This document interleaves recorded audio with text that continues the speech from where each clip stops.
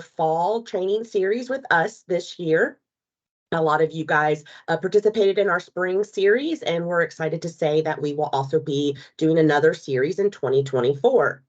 I want to do a few housekeeping tips before we get started. If you can ensure that you are on mute, and if you do have any questions, please put those in the chat, and we will do our best to get to those at the end of the training. If we're unable to get to your questions, Kimberly will put her email in the chat for you guys to follow up with her. This training is being recorded and it will be uploaded to KATC's YouTube channel. Give us a few weeks to ensure that that is uploaded so people can view it again if they want to, or if you have colleagues that were unable to make it today. I also put a link to the resource folder for today's training in the chat, and I did try to email that out to as many folks as possible today before the training. If you do not have a copy of the PowerPoint in that resource folder, Kimberly is aware, and she will ensure that that's uploaded to the resource folder at the end of the training. I do want to remind you that to get a certificate of completion or CEUs, you must fill out the survey, and I will put the survey link in the chat at the end of the session, so closer to the end for you guys to fill that out. Again, that has to be completed to be able to get a certificate, and give KATC about a week to get those done and sent out to everybody. I want to also remind you guys that we do have 3 more trainings after today that KATC will be putting on for us the next Wednesdays in September from 12 to 1. And I will put the links to our events page for you all to register for those if you haven't done so already. So again, if you could please double check and make sure that you're muted, I would greatly appreciate that. And I will go ahead and introduce Kimberly Howard, the field training coordinator at KATC, who is going to be training on zones of regulation today. Hi, thank you for joining me. Let me see if I can, there we go. My screen is going to work. So we are going to talk about zones of regulation. And I will say this is one of the tools that I recommend frequently. Things that I love about zones of regulation are its flexibility and the fact that it is research-based for ages 4 through high school. I have seen it be used effectively for ages 4 into adulthood. So I do really love that about it. So starting out thinking about how do we teach self-regulation to others? How do we get started in learning about self-regulation? It's obvious as an adult if you don't have good self-regulation. It becomes very so for our students and for our children and our clients, let me say it that way, for the people that we are helping and supporting, one of the ways that they learn self-regulation is by watching other people, right? Watching other people and seeing how do they deal with stress. And as we're young, we hopefully begin dealing with small amounts of stress and dealing with that successfully and building on those skills. So zones of regulation is a great tool that we can use to help support self-regulation. And what is self-regulation?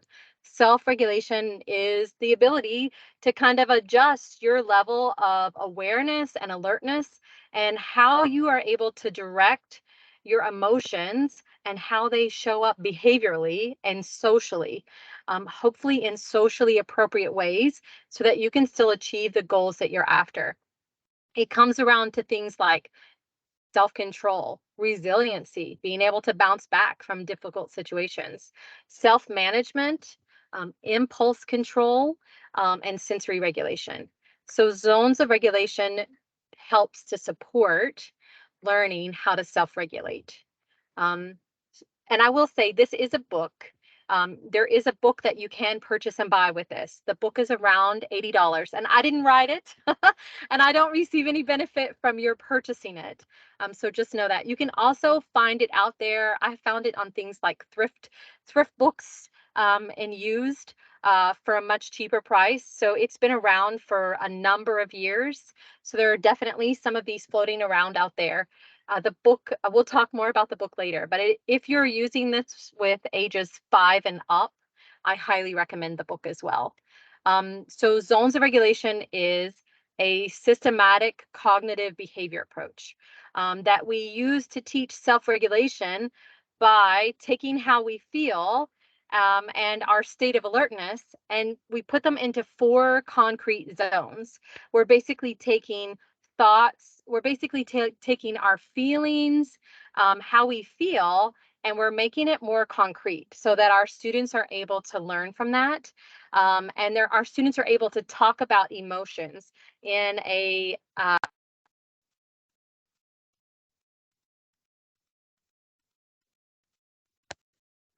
sorry guys, we bounced out. Let me share again. I don't know what happened there. It went on so nice. I should have known that it wouldn't. There we go. I'm going to give it just a second. All right. Are we good? Sorry. Okay, perfect. Yes, Kim, you're good. I'm not sure it happened. I bounced us out. So zones help us to become more aware of our thoughts and emotions and our feelings, which in turn allows us to become more independent in controlling the way that we express our thoughts, emotions, and feelings, which helps us to do a better job problem solving. Because being mad is normal, right? We all get angry. We all have sad days. We all have really happy days, and we all have tired days. So experiencing the whole range of emotions is a human experience. And we just need to have socially appropriate ways to respond to those. And that's what I like about zones of regulation is it teaches a systematic approach to helping kids express those emotions in a socially appropriate way. And I love that it's so adaptable. So that's my that's my soapbox for zones. So it's meant to be a framework, and that's the book that you see on the screen. And it comes with a lot of different resources. And you can use it without the book. There are on their website, there is a lot of resources, and I'll share the website link later on into this PowerPoint.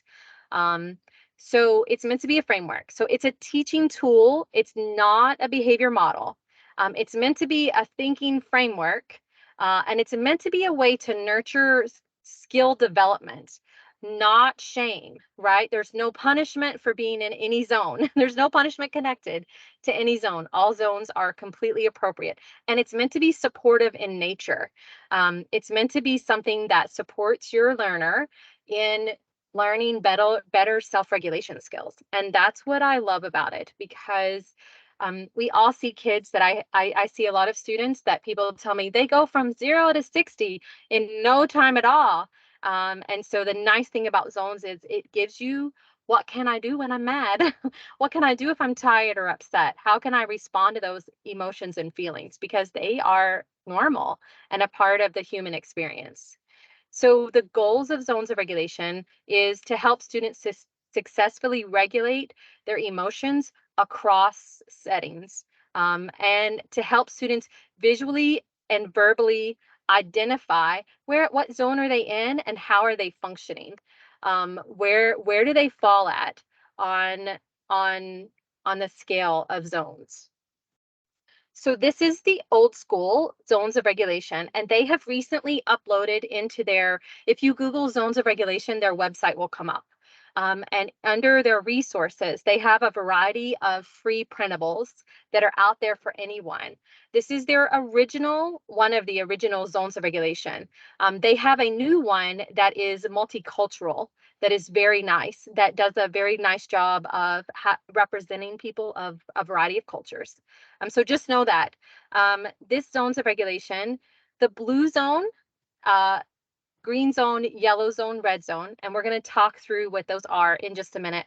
And we're going to look at a variety of different versions of zones of regulation, because that's one of the nicest thing about this is that it's so adaptable for different learners, different ages, and maybe different likes and interests depending upon your student or client.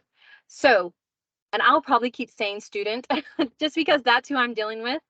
So insert um, whatever noun is appropriate for you. Person, maybe I should say person. The blue zone is our starter zone. I don't know about you all, but I'm a little bit in the blue zone today. It's a low state of alertness. It's a rest area. You might be tired, sick, sad, bored. Um, any of those emotions completely fit into the blue zone. So blue zone is I'm a little bit tired. I sometimes use that rest area sign with my older teenage high school because they've been out on the highway and they know what a rest area is. The green zone is where we want to be at. It's a calm state of alertness. It means, hey guys, check your mute. Somebody's come on mute, I think.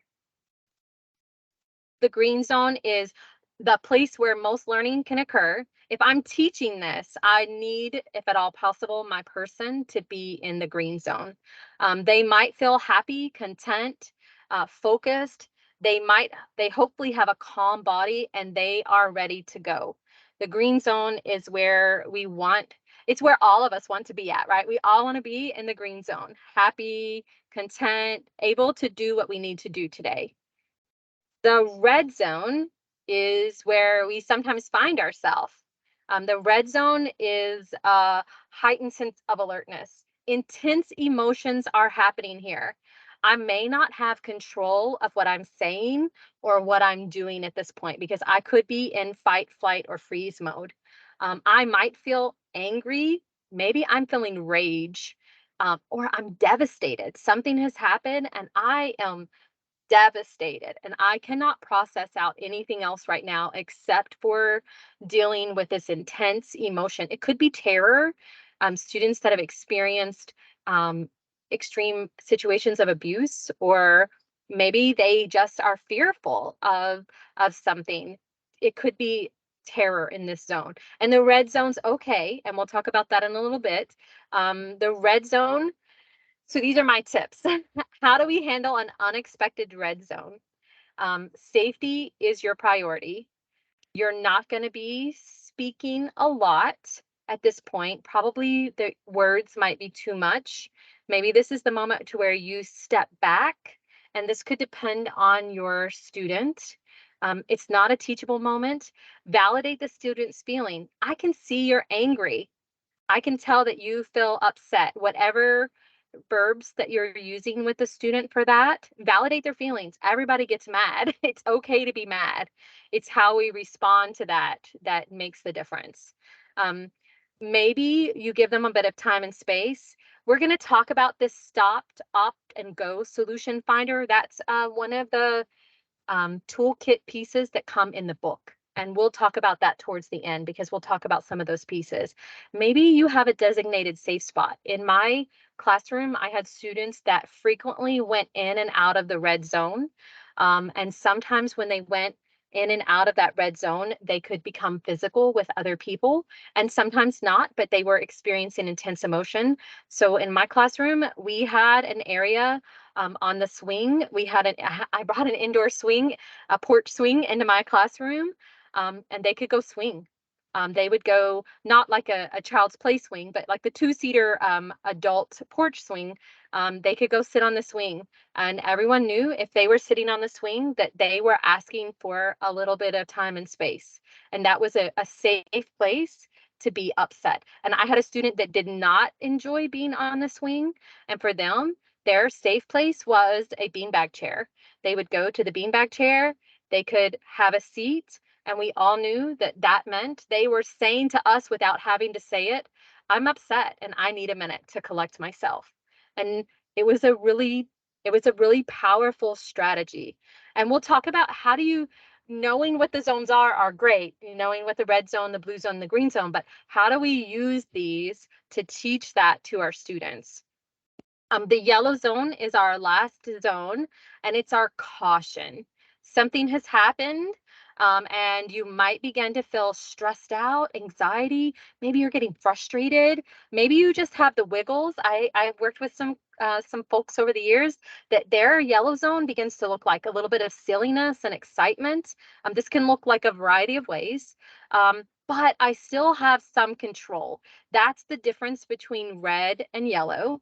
I still have some control here, and I'm able to work on this with some of the strategies that we're going to talk about. So those are our 4 zones. And the goal of the zones is that it takes those thoughts and feelings, which really are somewhat invisible, and it makes them concrete. It gives them a color-coded method. And you can pair that with a variety of different models of zones of regulation. And I'll show you some examples. So these are my starter tips. Your adults must model this.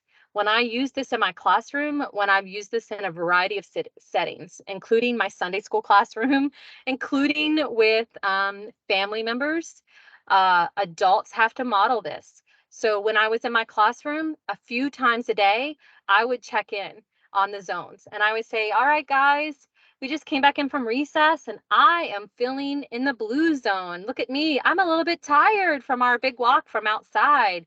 Maybe I'm going to use the strategy of getting a drink of water and I'm sitting in the chair and just doing some deep breaths for a minute. Hey, Johnny, how do you feel? What zone are you in? So adults have to model this, and you have to look for places throughout your day.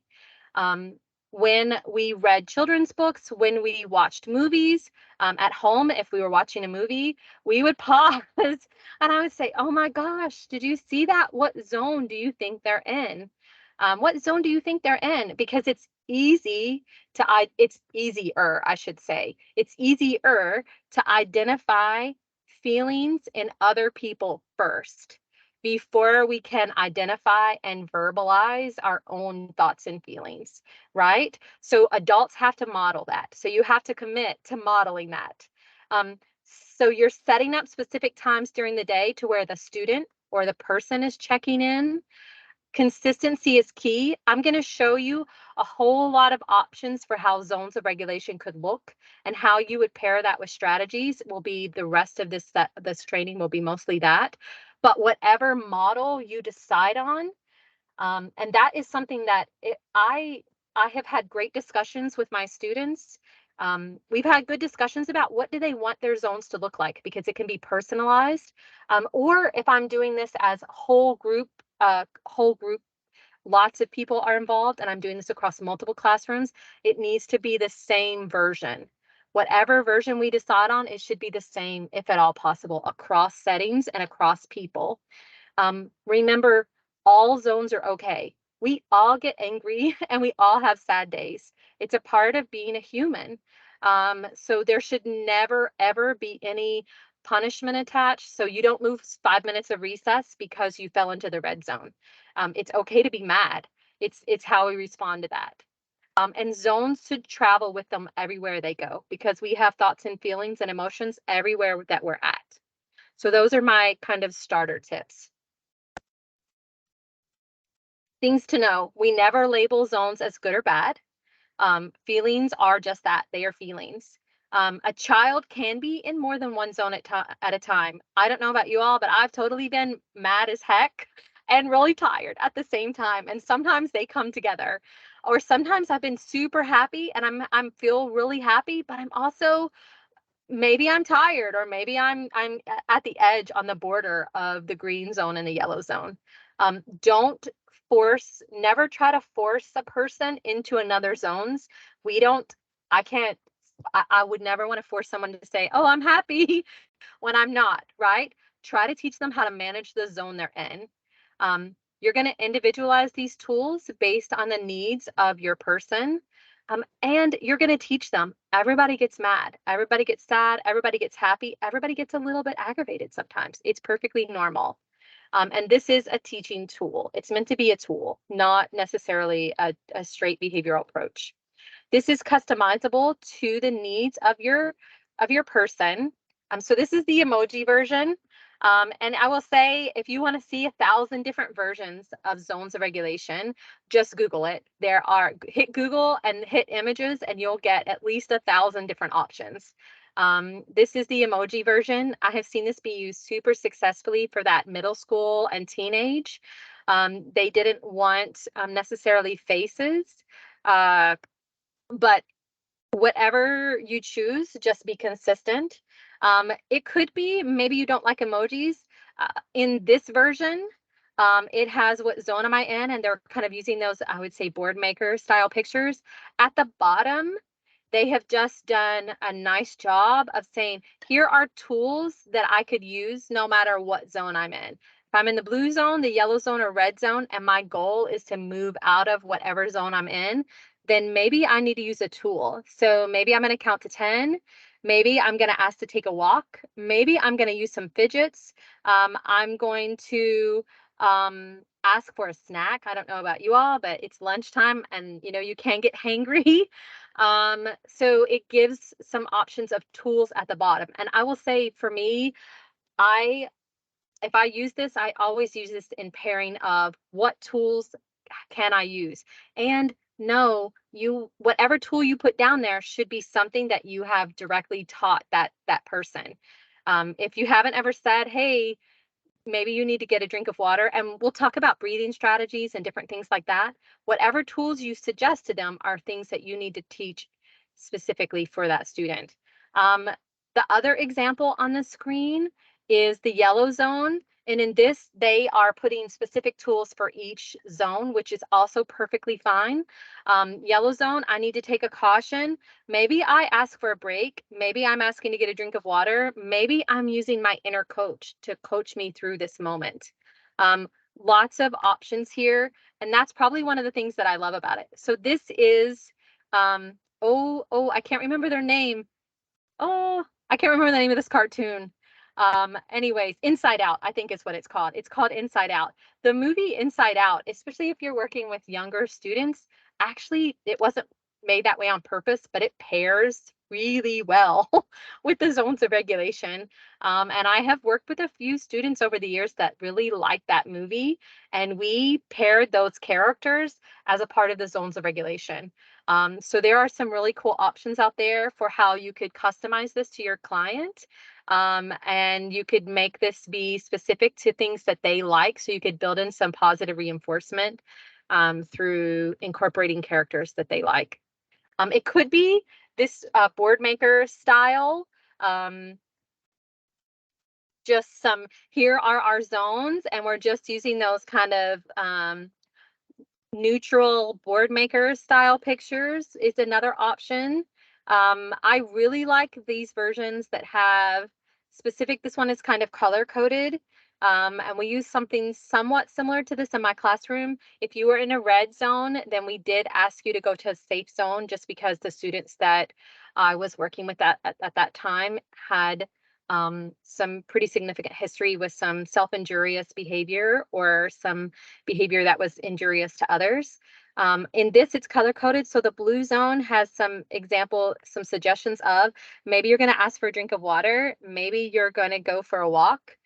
If you're in the yellow zone, maybe you need to talk to an adult. This is a good time to get help before we move into the red zone. Maybe you're going to squeeze your hand and doing some sort of deep pressure activity. Maybe you listen to music or read a book for a few minutes. If you're in the green zone, hey, count to 10. Use a sensory toy, quiet break at the desk, stretch if you need some support in the green zone.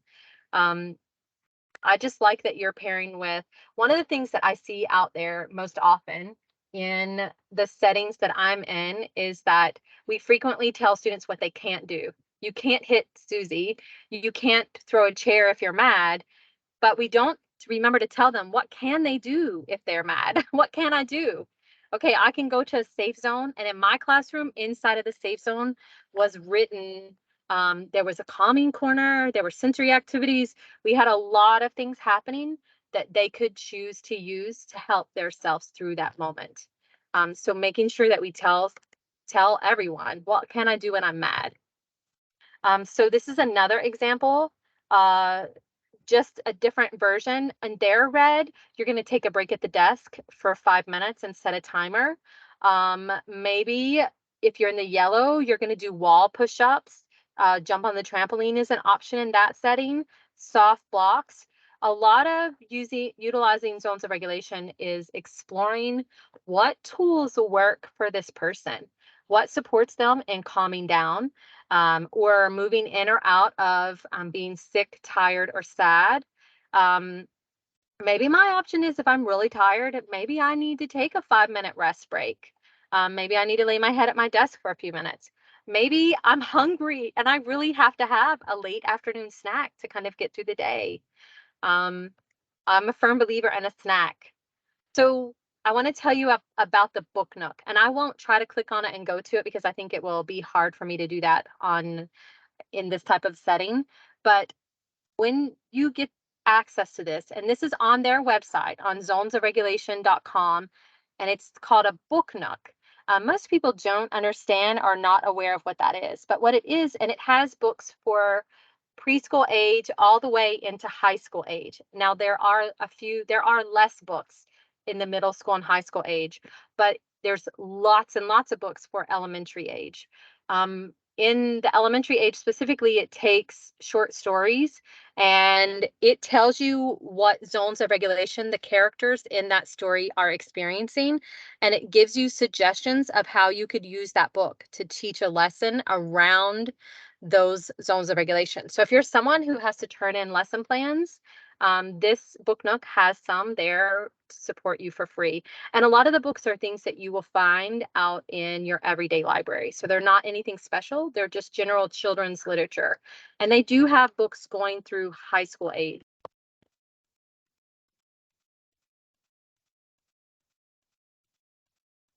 So things to know about and things that are included in the zones of regulation in the actual book. So to access these specifically, you'll want to access their book.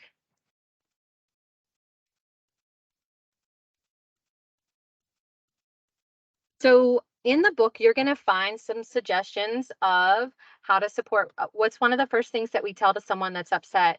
Hey, you need to take a deep breath.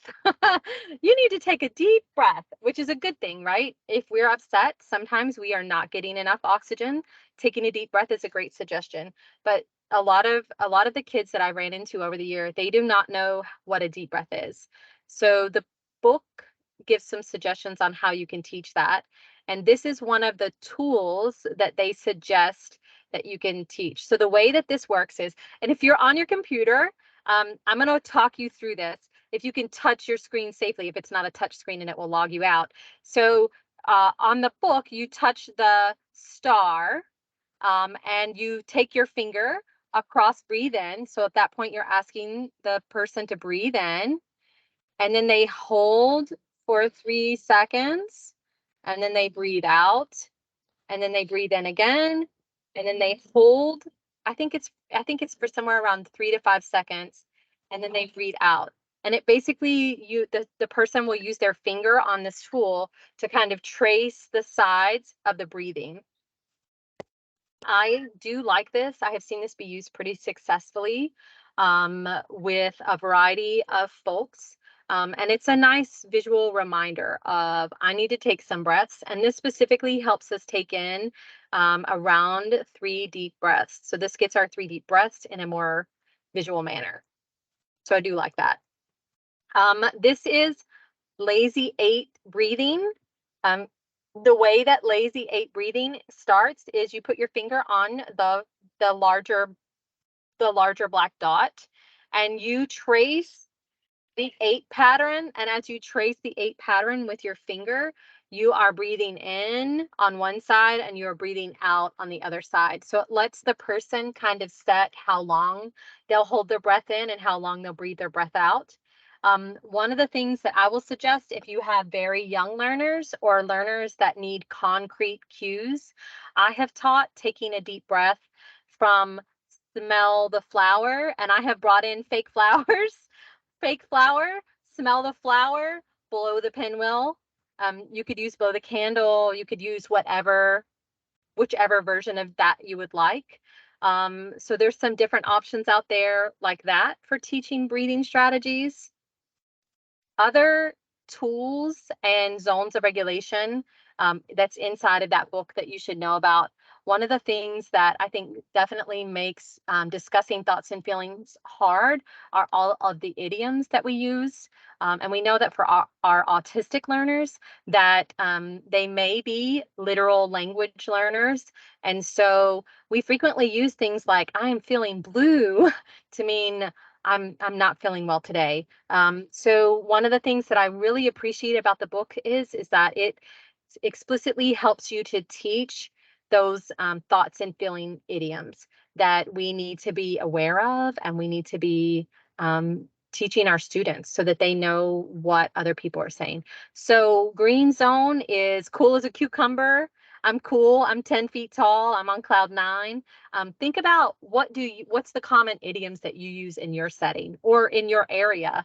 I'm from Eastern Kentucky. We definitely have our share of idioms. When I do this with an upper elementary age all the way into high school age student, then I sit down with them and we talk about it together and we come up with what are the ones that we hear in our setting that we're in most often to help make this more connectable, and to make sure that they are learning those idioms specifically that are talked about or used in the setting that they're in. We have the most for the red zone. Yellow zone, I've definitely heard you have a chip on your shoulder. You're going to cause a stir. In Eastern Kentucky, I hear that a lot. You've got ants in your pants, or you're a fish out of water. For the red zone, I've heard it be said they've gone bananas, um, thrilled to bits. We need to blow off some steam. I've heard a few different versions. Mad as a hornet, I've definitely heard. So take a second and think about, what do you say when you're mad? How do you identify or label that emotion for yourself, or for your students or for your clients?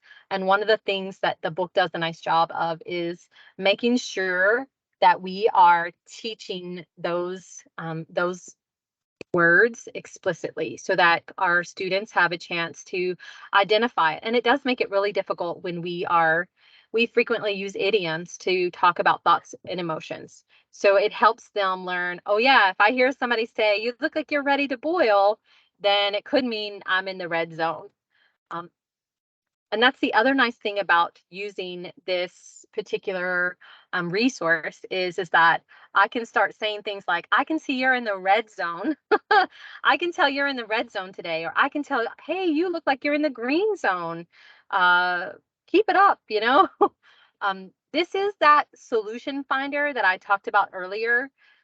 We talked a little bit about the stop, opt, and go. So one of the things that the book does is it teaches this particular solution finder.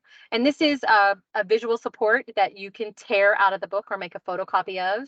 And what it teaches is if you're in the yellow zone or the red zone, or the blue zone, if you're in any zone and you need to do something, you need to stop before you act. And then you need to think about what are all your options and what are all the consequences of those options, and then go with your best option. So one of the best times that I've seen this be used was I used it with an upper elementary student, and they were a student that had a quick speed temper. They went from, at least that's how it appeared in the beginning. They went from everything was fine to things were really not fine in just a couple of minutes sometimes. And we were having a difficult time figuring out all of the triggers. And for this particular student, they were in the regular classroom with their peers all day long. And so one of the things that they were doing when they got very upset was they were throwing the materials out of their desk when they would get upset, which wasn't a safe situation for them or for anyone else. So we started using this stop before you act. So you are upset, which is okay. It's okay to be upset. What are your options? Well, it's an option to throw the things out of your desk. Absolutely. Another option is to we put in place a beanbag in the room that had like a calm down corner, essentially. We put a calm down corner into that classroom, and that student was allowed at any point to choose to leave their seat and to go to that calm down corner and then engage in some of the strategies that we were teaching them. So that was an option. It was also an option to go to an adult in the classroom and say, I need help. So the consequences of throwing materials out of the desk was, at that time, he was getting sent to the principal's office. The consequence of, if they went to the calm down corner, was then the consequence was they got to engage in the materials, and hopefully that supported them in calming down. If they went to the teacher or an adult, then the consequence was that person's job, and they were told they had to, there was no option. They had to help that student look at their zones of regulation and their tools and decide which tool that they wanted to use. So for this student, we tried to give him a couple of good options, so that they did have, it really was truly options, not you can throw stuff out of your desk or you can do this one thing. The behavior stopped. He began to engage in those better choices. And so it's really, to me, it was pretty simple. When I first used it, I thought, I don't know if this will be effective, but it was. It was a super easy tool to use, and I found that it supported a variety of learners. So that also is inside of the book. I do want to talk briefly about this. I know we're not necessarily in virtual learning anymore as much, but I do think that, I know for a fact, a lot more people are engaging in therapy online. So I do very much know that. And I know that there are still virtual learning academies out there that many school districts offer. So zones of regulation did,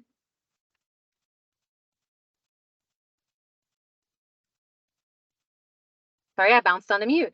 Zones of regulation did uh, a webinar, which I'm going to, inside of this PowerPoint is the link for that. And you can also find that on their webpage. They spent quite a bit of time at the beginning of COVID thinking about how do we incorporate zones of regulation into distance learning. Because I'm going to tell you, COVID, for me, at one point during COVID, I found myself I feel like I'm a reasonably functional adult. And I do have generally good coping skills. I found myself laying in my floor in my living room, just taking deep breaths because I was having essentially a panic attack because I was overwhelmed by all of the things that were happening. And I am a reasonably functional adult.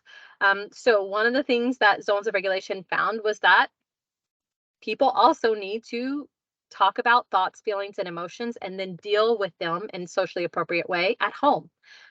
So they have some suggestions of how you can do that through distance learning and or through therapy sessions online and or through an online academy. So this is very much a tool that you can use in person, online, or a variety of settings. And I really appreciate and like the flexibility of that.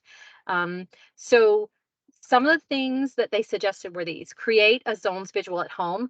So if you're using this with parents and you're hoping to partner with parents, one of the great things that this does, they put out about a 1 hour webinar that is free that anyone can watch. And they show how people are using Legos to build a zones at home, how people are using concrete items at home to build their own essential zones at home. And they show it in use with real families. It is worth the watch. Especially if you're looking at utilizing this in partnership with families, which I hope if you're using this in your setting that your families can also use it. And they have step-by-step instruction, which I found to be really helpful. It's explicit instruction. Here's how you can get started, and here's how you can utilize these in your setting. So just know that those are out there. I'm not going to read that to you, but know that those are out there. And if you are trying to use this in an online setting or use this in your therapy session or at school in person, and you also want to use it at home, there's some really great options for utilizing this. This is the webinar links, right? They are out there for free on YouTube, and the bottom one is that check-ins for at-home documents, and they have a variety of black and white versions of zones of regulation that you can simply print out. They made them in black and white to be more supportive of family settings. So those are out there. They are free, and they are really nice. They're nice to know about. Other resources that I do want to talk to you about. Okay, this is Miss Durant's Zones, Weebly.com. There are still Weeblies out there. This site is still active as of last week. She has done, and I'm saying she, but I'm not sure. She has done a great job of pulling YouTube clips, 30-second, 10-second, 1-minute YouTube clips, and categorizing them into the different zones of regulation. All of them are kid friendly, but I will say they are YouTube clips.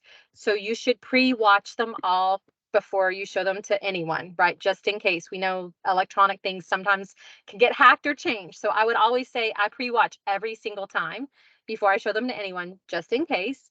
I've never found a problem, but that doesn't mean there won't be one day. But she has done a fabulous job, and they are free and they are out there for everyone.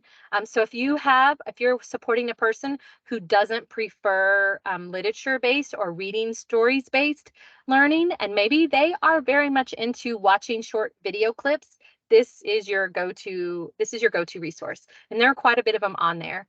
And she does a really nice job of saying, hey, this is the zone that they're in. Here's the video clip. And then the way that I have used this in my classroom is when we are teaching these zones, or if I'm just doing a refresher, remember earlier we talked about it's easier to see zones of regulations, to see feelings and thoughts in other people first before you can self-identify. So it's not threatening to say, oh, that character in this 30-second video clip, they were in the red zone. I could tell because of XYZ. That was how we used it. Or, hey, that person looks like they're in the green zone. How can you tell? Well, their face is smiling, their body is soft and relaxed. It's not tensed up and hard.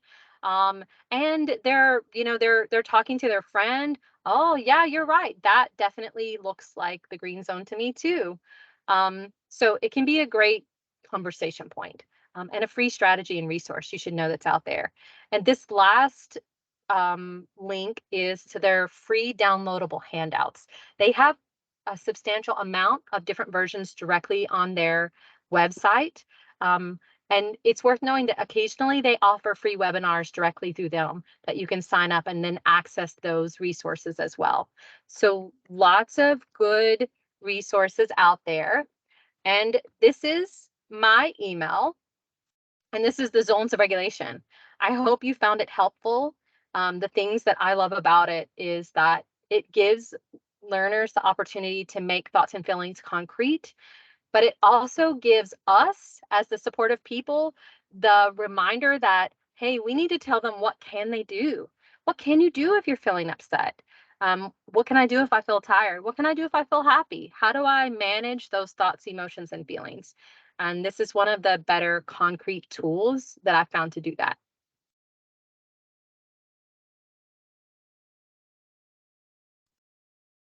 Thank you, Kimberly. That was amazing information. I loved all the visuals. Great job presenting it in a very clear and concise way as well. If anybody has questions, we do have time to take those. If you want to put those in the chat, and I can read those out loud to Kim. Thank you for viewing this webinar. Please take a moment to complete this electronic evaluation. You can either scan the QR code or type the link into your web browser.